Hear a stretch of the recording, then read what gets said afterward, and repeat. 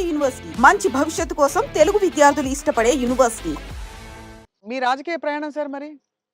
నేను ప్రశాంతంగా ఉండాలనుకున్నానండి. ఒక సినిమా ఒప్పుకున్నా హ్మ్. తమిళ్‌ది. అరే! బాగుందే తమిళ్, తెలుగు అందులో నేను మంచి క్యారెక్టర్ చేద్దాంలే అనుకోని ఒప్పుకున్నా. ఒకటి ఒప్పుకుంటే 10 వచ్చినాయి. ఓహో! మనకింకా గిరాకీ ఉంది అనుకున్నాను. హ్మ్. కనుక మంచిగా రెస్ట్ తీసుకుందాము, ప్రశాంతంగా ఉందామనే ఈ 6 నెలలు. హ్మ్. కొద్దిగా నాకు ఆ బ్యాక్ పెయిన్ కొద్దిగా ఇది కూడా వచ్చింది. ఎందుకు రెస్ట్ ఇద్దాం డాక్టర్లు కూడా అంటారు కదా! రెస్ట్ తీసుకో, రెస్ట్ తీసుకో. అక్కడికి ఇండిపెండెంట్‌గా ఏద్దామని వరంగల్‌లో నామినేషన్ వేశా. అవును. కానీ నామినేషన్ వేయటానికే నేను కారు దిగి నడవటానికి నాకు కుదరలా. వీల్ చైర్‌లో పోవాల్సొచ్చింది. హ్మ్. ఆగిన అక్కడికి ఒక అరగంట సేపు. నడుచుకుంటూనే పోవాలని. కానీ నా వల్ల కాలా. అంటే ఇక్కడి నుంచి కారులో పోయినా కదా! డాక్టర్లు వద్దన్నారు కదా! అవును. ట్రావెలింగే అవును. చేయొద్దన్నారు కదా! అన్న 15 రోజులకు నేను పోయి పరాభవం పాలైపోయింది. సరే వీల్ చైర్‌లో పోయినా, నామినేషన్ ఏసి బయటకొచ్చినా, నా వల్ల కాట్లేదు నాకు. నేను యుద్ధం చేయాలి ఇండిపెండెంట్‌గా. అవును.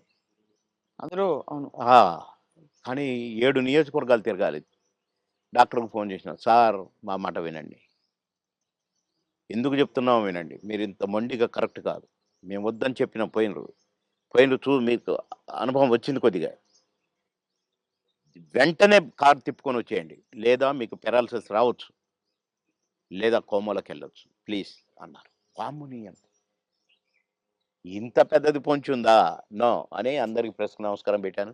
చలో హైదరాబాద్ అని వచ్చేసిన రెస్ట్.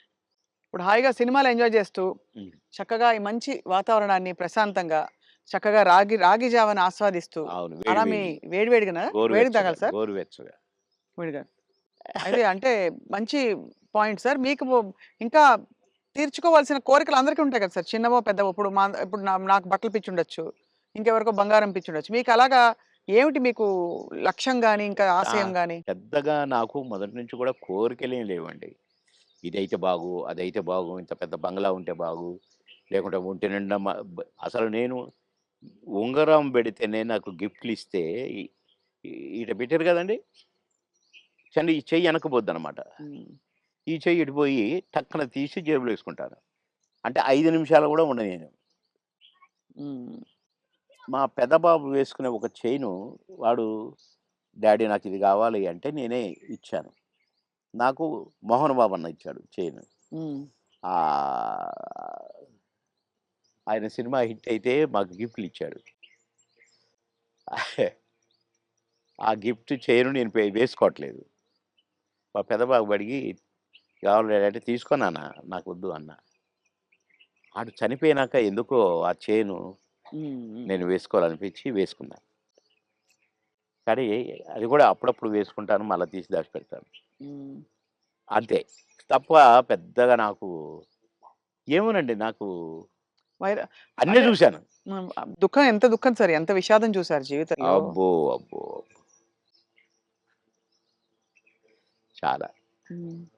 చాలా చాలా. ఇంజినీరింగ్ చదివి హాలిడేస్‌లో ఇంటికొచ్చి పెళ్లి పెట్టుకొని నెల రోజుల్లో పెళ్లి చేయాలని హడావుడి, హడావుడి. ఒక పక్క షూటింగ్‌ల హడావుడి. కొత్తగా ఇంటికి వచ్చాము. ఫిల్మ్ నగర్ ఇంటికి. హ్మ్. వాడికి ఫోటోలు ఇచ్చన్నారు. ఇగో 12 మందిని సెలెక్ట్ చేసినా, నీ ఇష్టం వచ్చిన అమ్మాయి. నీ ఇష్టం. ఒకవేళ వీళ్ళలో ఇష్టం లేదనుకో, అడుక్కునేదైనా పర్వాలేదు. హ్మ్. తెచ్చి మంచిగా స్నానం గినం చేపించి మంచి బట్టలేద్దారా బాగానే ఉంటది. నీకు నచ్చితే అది చెప్పిరా. నేను తర్వాత చెప్తా. మంచిది. వారం రోజుల్లో చెప్పాను. వారం రోజుల్లో చనిపోయింది. హ్మ్. ఆహ్, తీరని లోటు సార్ అది. అబ్బో! ఇప్పటికి కోలుకోలేదు. హ్మ్. ఇప్పటికి కోలుకోలేదు. బాధాకరం. చాలా. అది గుర్తొస్తే ఇగ హ్మ్. అందుకే అక్కడి నుంచి ఫిల్మ్ నగర్ నుంచి ఇల్లు మార్చిన. హ్మ్. ఇది తీసుకొని ఇక్కడికొచ్చి ఆ ఇంట్లో బాబు జ్ఞాపకాలు ఎక్కువ కదా సార్? అమ్మో! బాగా. బాగా. ఎటు చూసినా వాడే కనపడతాడు. ఆడు వాని ఫ్రెండ్సు అంతా క్లాస్. ఈడు మాస్. ఉన్న కొడుకు. కానీ వీడు మళ్ళా విధేయుడు వానికి. హ్మ్. పెద్దోడికి విధేయుడు. నేను పెద్ద కాదు. వాడు.